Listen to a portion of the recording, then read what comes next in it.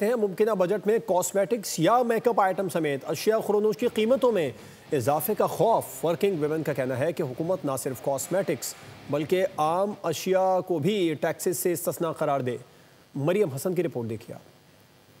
मुमकिन बजट में लगने वाले टैक्सेस का खौफ जो है, जहां हर शहरी की नींदें जो है वो उड़ा चुका है, वहीं ख़वातीन भी जो हैं वो खौफ में मुब्तला हैं कि अब जहां घरेलू चीज़ें जो हैं या अशिया हैं, अशिया खुर्दनोश, उनकी कीमतों में इजाफा होगा, वहीं दूसरी जानिब जो वर्किंग वुमेन है जो घरों से बाहर निकलती हैं, जहां ट्रांसपोर्ट के किरायों में इजाफा होने का खदशा जाहिर किया जा रहा है, वहीं जो उनकी डेली यूज़ के आइटम्स हैं, जो उनके मेकअप या कॉस्मेटिक प्रोडक्ट्स हैं या उसके साथ साथ जो स्किन केयर आइटम्स हैं, उन पर भी काफ़ी ज़्यादा ड्यूटी लगने का खदशा जो है वो जाहिर किया जा रहा है। इस वक्त चंद खवातीन के साथ हम मौजूद हैं जो कि वर्किंग वुमेन है, हमारे साथ मौजूद हैं। हम उनसे बात करते हैं कि उनकी क्या राय है और गवर्नमेंट से क्या रिक्वेस्ट करना चाहेंगी वो।